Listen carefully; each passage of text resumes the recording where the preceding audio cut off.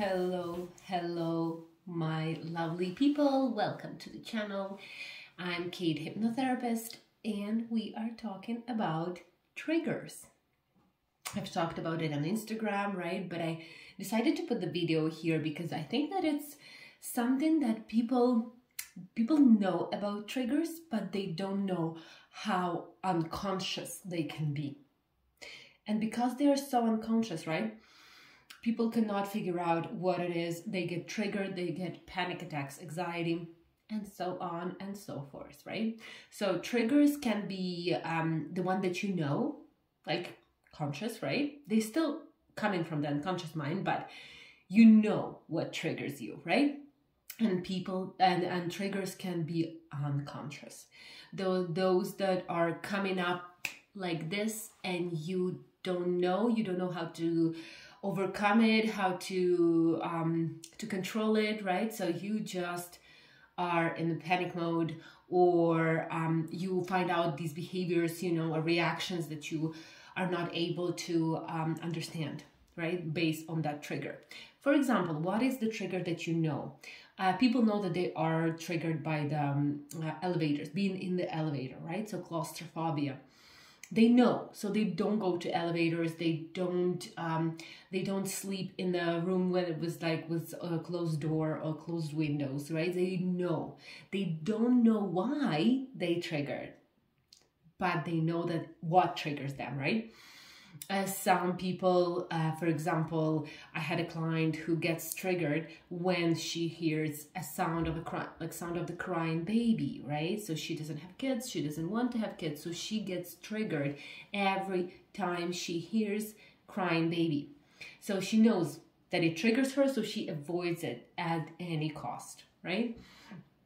What is the unconscious trigger, right? Unconscious trigger is something that you are walking down the street and all of a sudden you have a panic attack. Or, for example, you are going to the party, everything looks fine, and all of a sudden you become anxious, right? All of a sudden you want to, this thought, just get out of here, right? So panic mode. This is what happens when the trigger is unconscious, right? Triggers are not bad. Triggers are something that your mind remembered from the past, whether it's from the childhood or from the recent, emotional event, that your mind remembered as a threat, right? So it kind of gives you this alarm, right? Because it understands that if you come closer to the trigger, right, or you come in contact with the trigger, that can be very painful. So your mind, the triggers are these alarms, right, that protect you from coming into contact with the threat. Can be imaginary threat, right? But it is. What are the conscious triggers? So the triggers that you actually know, they are still uncontrolled. You can still don't know, you can't figure out by yourself. Some people do, by the way. Some people who do very deep inner work, right? Mindfulness, meditation, awareness, right? They can figure out the trigger by themselves, right?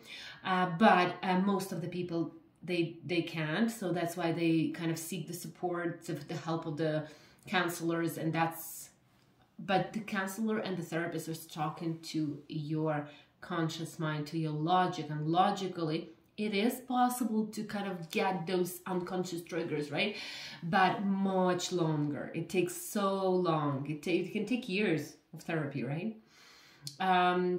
You can also figure out by doing guided meditations and these kind of a self-analysis meditation. I love them. And I record them as well. I have lots of them for free on my website. Also, you can do hypnotherapy, right? As well, because it can kind of get to those unconscious triggers as well. What are the triggers, for example, that you know? Animals, you get triggers by animals. Kind of closed spaces, right?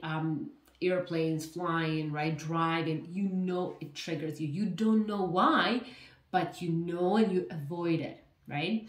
So what are the unconscious triggers? Unconscious triggering can be just a thought. Just a thought, a memory, There is like a flick memory from your past event, triggers you right away. You might not even notice that event, that thought, right? Smells. You know, sometimes when we get triggered, like, and it's nice smell, right? Something that reminds us of our childhood, or like bakery that reminds us of our grandmother. That's not a bad one, right? But there are lots of them who are there are lots of triggers that trigger your panic attacks and anxiety, and you don't know about that, right? So an unconscious trigger can be a situation. Like you are at a party, right? And you are having a conversation, and it kind of reminds you of a similar conversation from the past. This is going to be your unconscious trigger. If that conversation from the past was, you know, painful or unresolved, right? Probably unprocessed, right? You can get triggered in the current situation as well, right? Some words can trigger you. You know, I've had people who have this phobia for certain words. Whenever they hear a word, they get triggered. When we go deeper, when we go into hypnosis, they find out where it comes from. And when you find out where it comes from, it stops. It's kind of like the phobia doesn't have the purpose anymore, right? Once you know, every time you hear the word, you're like, oh yeah, that's when I was a 5-year-old boy, right? And I was abused, for example, right? And my abuser used to tell me that word all the time. You know, so that's what can get triggered. But consciously, it's really hard to get to those moments. Why that happens, why your mind is so smart and so brilliant that it gives you these triggers to keep you away from the imaginary threat or maybe real threat, right? But it gives you these triggers that can cause you anxiety, panic, constant worry, right? Overthinking, maybe some behaviors, compulsive behaviors, right? This is why. So when the traumatic experience happens, it's something that you have not expected, very unexpected, something that doesn't decompress, so you don't have a support, you cannot talk to someone, right? So it's going to be shut down, you repress it. Another component to have a traumatic experience, right, is isolated, right? So you are by yourself, you feel hopeless and helpless, and feel like no one can help you, right? So these are the things that that have to be present in order for the trauma to form. When that happens, whatever situation you are in, your mind will register everything. Your mind will register what room are you in, the smell, the sound, the colors, right?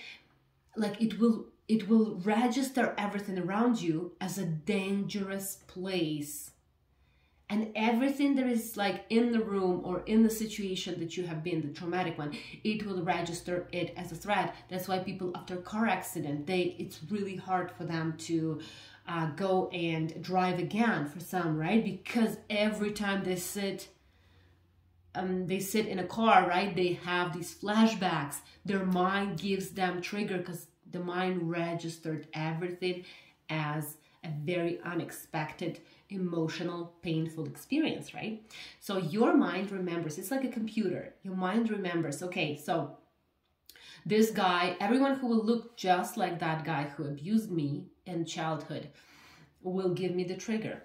Could be, you know. I've had a client who was abused by a person who was a certain nationality, right? And she gets triggered every time she comes across people of that nationality, right? So even though they are all the same, like consciously she understands they're all different. So when your mind registers that, you don't know what your mind will remember as a trigger. You don't know, like you will only find out once you get triggered and do some inner work, and then you'll realize, oh, okay, my mind remembered that house. So every time I pass that house, I can get triggered. For example, like if you have allergies, right, to dogs or cat, it can also be a trigger. It can also be a trigger, not in every case, not at all. but can be also a trigger, right? Because your mind registered something about the dog at that emotional moment and kind of remembered it as a danger, right? And it will keep you away from it as soon as possible. When you grow up, right, and you go on with your life, or something happens in the adulthood, right, some emotional moment, you will have those triggers, right? But you already forgot. A lot of people forgot. Many people, and those brilliant minds of theirs, block the memories. So when a client tells me, I don't remember anything that happened to me until the age of 5, 6, 12, or 18, it's a red flag for me. Not a red flag to not work with the client, but it's like this moment, right? That I need to be able to access those memories if possible. If not, there is something really painful. Why do you think your mind blocks you from the memory? Because you think it's not, because your mind thinks, oh, it's not relevant? No. No, because it wants to protect you, so it blocks the memories. However, it doesn't block the triggers. It can block the memories until you are 10 if there is something traumatic happened. But the triggers, the mind will remember, and it will trigger you every time. That's why people who have blocked memories have lots of emotional struggles when they grow up. You know, so this is how the trigger is registered. Your mind registers everything, remembers what, and then triggers you in order to protect you. Every trigger is there to protect you. However, logically, you understand there is nothing to protect me from, right? I'm safe. So that's why you need to find out that trigger. You need to go and find out that trigger so that you will understand that, oh, I got triggered by that smell, you know? That's because, like, my school, I was bullied so much, and my school smelled like that baked sausage, for example. Just for example, right? And then sausages can, like, the smell of the baked sausages can trigger a person. We don't know if it will, but only the person knows. That's why I love to work with the clients one-on-one and like investigate, and so the person understands what is the trigger, right?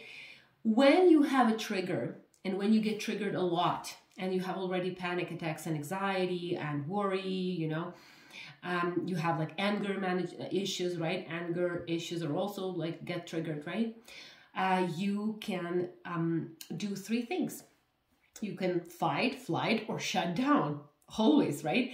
If you're fighting, which means you're looking for solution, right? You are, doing the inner work, right? Finding that trigger, trying to look into your past, seeing what triggered you, right? Processing, right? It is scary to look into your past, because sometimes you can find things that you have already blocked from your memory. But in order to move forward, to free yourself from any emotional pain, you need to do that.